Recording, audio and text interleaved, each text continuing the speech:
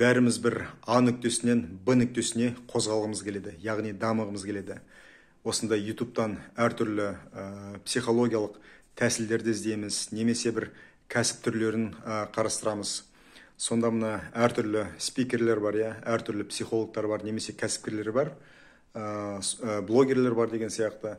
Соларды қарап, кейде мысалы әрбіреуінің айтқаны әртүрлі болып жатады. Неге олай? Мысалы, мен өзім видеомда айтам, өзіңіздің бағана түп санаңызды тазалау үшін қазіргі мысалы айнаңызды, яғни айналаңызды дұрыстау үшін аффирмация айтыңыз, өз-өзіңізді сендіріңіз, визуализация жасаңыз деген сияқты. Осы мен жақында кешем екен, бір осы Атыраудың бір кәсіпкерін көрдім. Соның бағана инстаграмын әрдайым қараймын. Мен оны өзім жеке танимын. Өзі сондай үлкен кәсіпкер, өзі жалпы Алматыныкі, бірақ осы Атыраудан кәсіп бастап, қазір шетелді бағындырып жүр. Сол айтады, мына адамдар айтады бағанағы өз-өзіңді сендіріңдер, мен баймын, мен күштімін, мен мықтымын деп айтып жатады. Оның бәрі фигня, оған сенбеңдер, оған мен сенбеймін. Ең бастысы бағана өзіңнің жақсы көретін жұмысыңды табуың керек, ең бастысы еңбек ету керек дейді. Сонда кімге сенесіз? Мысалы, мені немесе басқа да бір психологтарды тыңдайсыз, яғни визуализация қыласыз, аффирмация айтып жүресіз, неше түрлі техникаларды қыласыз. Сөйтіп қылып жүргенде бір сондай бір өзіңізге авторитетті көрінетін бір кәсіпкерді немесе басқа бір блогерді қарап қаласыз да, ол осындай айтып жатады. Яғни оның бәрі өтірік, ол жалған, ең бастысы бағанағы еңбек ету керек, бір жеріңді бір жерден көтеру керек жоғарыға деген сияқты.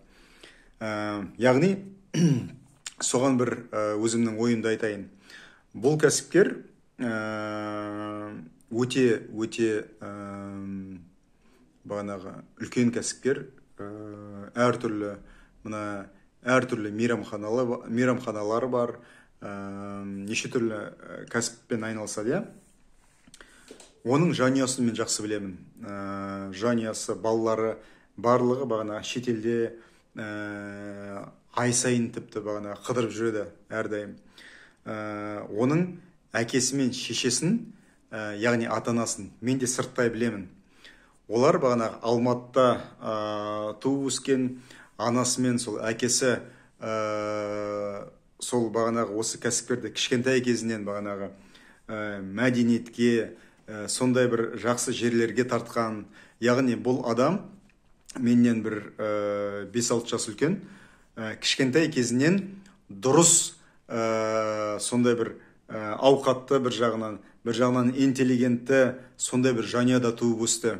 Яғни оның кішкентай кезінен бастап айналасы, қоршаған ортасы позитивті энергиялардан тұрды.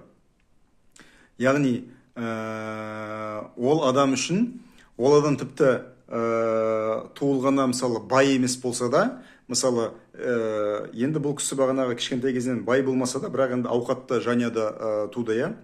Бірақ сондай ауқатты жанұяда емес, қарапайым жанұяда туса да, бірақ әкесі мен шешесі дұрыс бағанағы бағытты көрсете білсе, кішкентай кезінен бастап бағана инь-ян энергиясы баланста болса, яғни сол анасы аяғы ауыр кезінде бағанағы сол әртүрлі психологиялық негативті жағдайларда болмаса, әрине бұл адамның түп санасы дұрыс қалыптасады күттай кезінен бастап.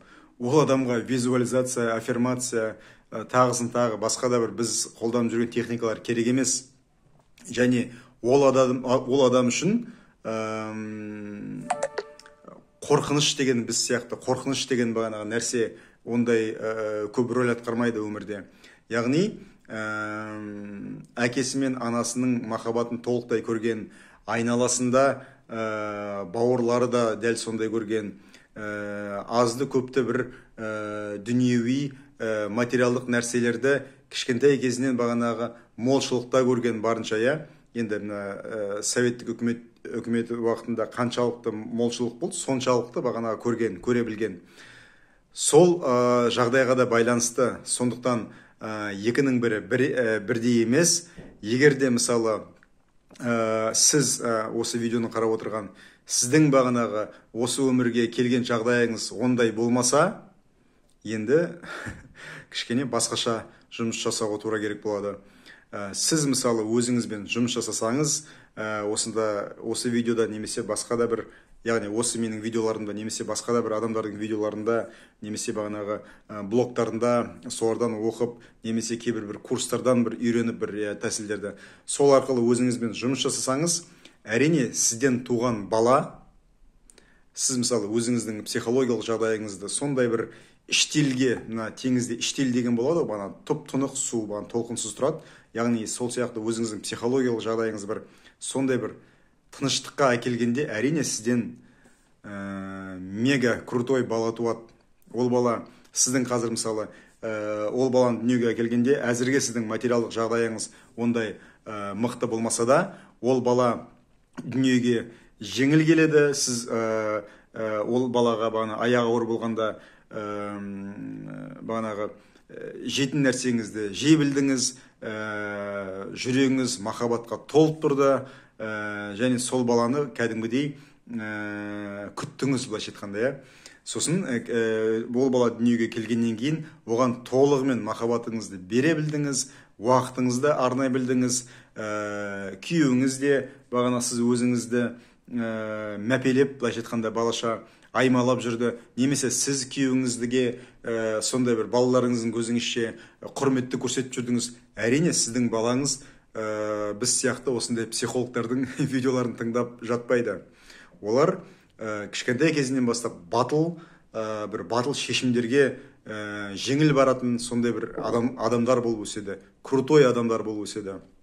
Яғни сіз бағанағы біреуді тыңдағанда, біреудің бір ақылын тыңдағанда, осыны ең басты бір назарға қойыңыз. Сосын сол адамды жүрегіңізбен тыңдай біліңіз. Ол адамды басқа адамдарда тыңдайды екен, сол адамды тыңдағанның арқасында бір жақсы бір результаттарға жетіп жатыр екен деп, тек қана осы үшін емес, мысалы басқа адамға ол соның жақсы бір әсері етуі мүмкін, бірақ сіз тыңдағанда жүрегіңіз жатпайды ол адамға, бірақ сол басқа адам результатқа жетті ғой, мен де соны тыңдап көрейінші деп өз-өзіңізді зорламаңыз. Яғни олай керек емес. Өзіңіздің жүрегіңізді тыңдаңыз. Мына бір видеолардың біреуінде айтқандай, мүмкін ол адам сіздің рухыңыздан жаратылмаған шығар.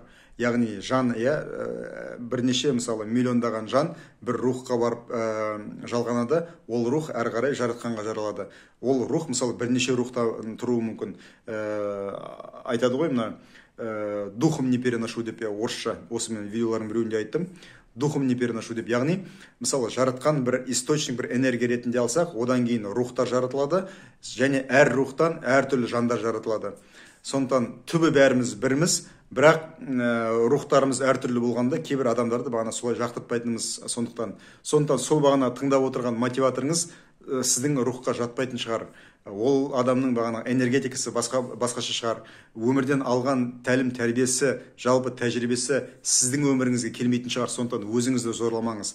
Өзіңіздің жүрегіңіз кімге барады, кімге жатады, былайша айтқанда, на кого ложится, ваше сердце деп айтады ғой, соны тыңдаңыз.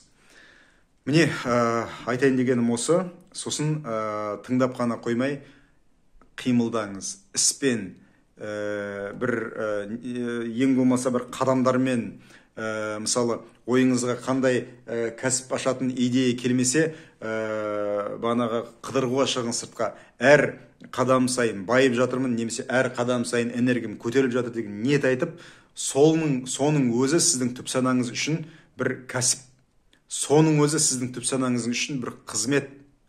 Сол арқылы сізді бір результатқа алып келеді. Сондықтан тек ойлап қана қоймай, күмәнданып қоймай, күмәннің өзі көп энергия алады. Сондықтан күмәніңізді де жіберіңіз, жүрегіңізді тыңдаңыз. Жүрегіңізді тыңдаңыз, жүрегіңізді тыңдаңыз. Жүректеріңіз әрдайым сізді тура жолға алып келеді.